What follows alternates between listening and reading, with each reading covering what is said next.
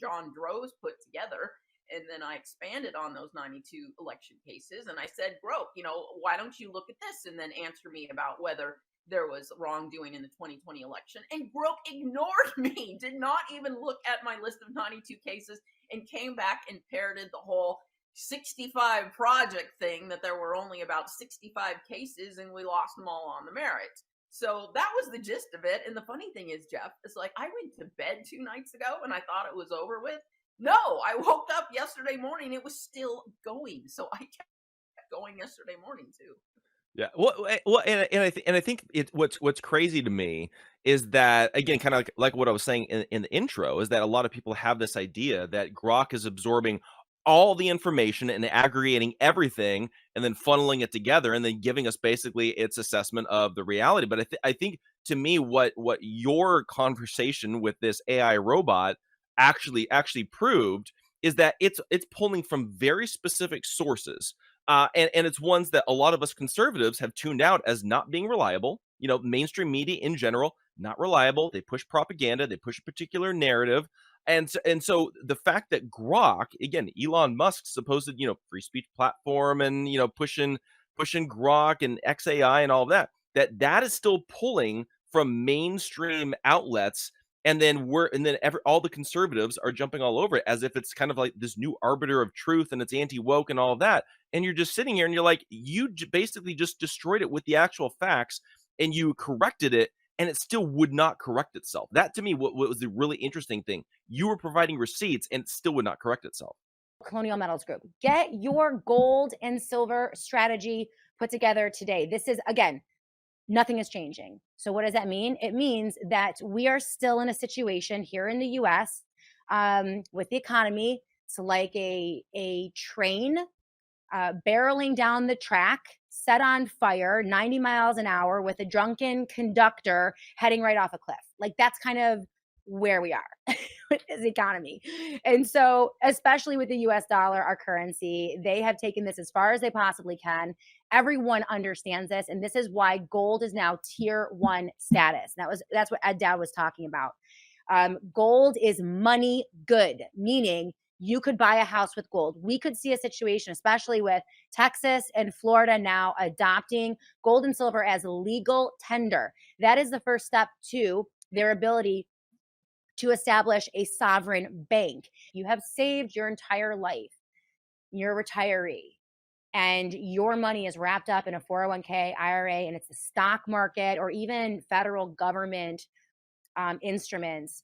You have to consider physical gold and silver as a hedge. Doesn't mean you have to go in and go all in on it. It could be a portion, it could be a quarter, less than that, but everyone needs to be hedging right now with physical gold and silver, and also physical gold and silver backing up your retirement. As you guys know, Colonial Metals Group this company is amazing. I trust this company. I know all the primaries. We've been working with them for years, and they take amazing care of this audience. So you're going to want to go to colonialmetalsgroup.com/joy, colonialmetalsgroup.com/joy. See if you qualify for $7,500 in free silver. This is an amazing company. They are not going to give you a pressure sell. They're not going to manipulate. They don't do fear selling in any capacity. They just give you all the information that you need and let you make the decision that is right for you and your family. So colonialmetalsgroup.com/joy. And it's so interesting watching these other people talk about it. One person responded back to me and said that they spent hours teaching Grok on election fraud, and they eventually convinced it. But the problem is Grok just forgets all that stuff. So you can spend hours and hours in this debate, and 2 hours later, Grok's going to be back to where Grok started. And the thing is people are excited because they're like, okay, Elon Musk is going to make Grok not as woke. Every few days I ask Grok who's a better president. Would Trump have made a better president or Kamala Harris? And Grok dutifully says Trump. So that's good. That's been fixed. But in all these other areas, election, wrongdoing is just one of them. Grok is a complete mess, and there is some irony because Elon Musk just posted, when I was in the middle of my debating Grok, he just posted how the New York Times is fake news. But what is Grok doing? It's going and parroting back the New York Times to me as a source for election information on wrongdoing. And so I posted, maybe we should rename Grok AI to the New York Times AI, because that's pretty much what it's acting like.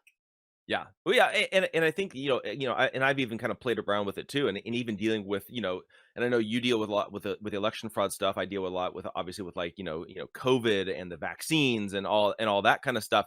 And it's doing the exact same thing with a lot of that as well. Again, it's not as bad as let's say Open AI or Chat GPT, but it's still pushing a lot of the mainstream narratives. And I think that's what's so concerning is I think so many people have kind of become fanboys of Elon, and he can do no wrong.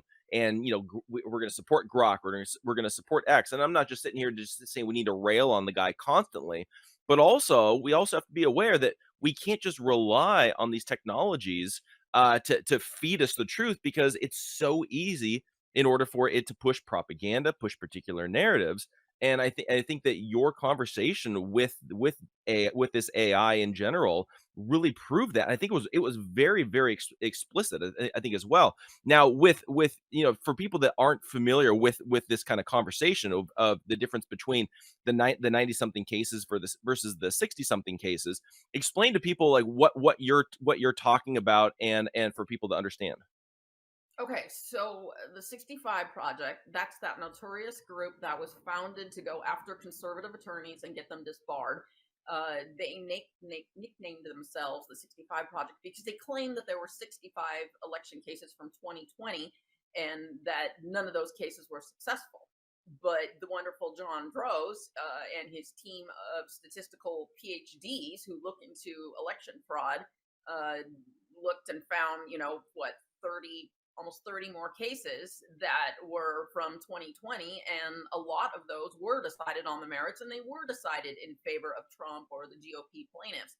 And so I went and fleshed those out in detail in a very, very, very, very long Word document, and I basically showed things like where there were county clerks in Iowa who were mailing out pre-populated voter forms, and so that was ruled illegal, and the judge stopped them from doing that. And these were all kinds of easy ways that you could commit voter fraud if you had these things going on in the background, like mailing out these pre-populated forms. So these are all these cases that Grok does not talk about because the mainstream media doesn't write about them. I mean, the only reason I even know about those cases is because of John Droz. There's no media writing about these cases.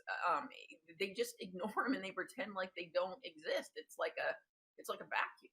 Yeah. Well, and I think, and this has been one of the things that I've said about, especially about election fraud and all of that from the very beginning, is I think a lot of people, and this is one of the reasons why I appreciate the way that you've reported on it, is I feel like a lot of people, they're looking for like the smoking gun as like one major thing that rigged the entire election, whether it was the machines or it was this or it was that, and I'm like, it was like everything. It was so many little things all together that were just so awful, that were just so bad. It wasn't just one particular thing that was behind it. Even just in Arizona, there were so many different issues.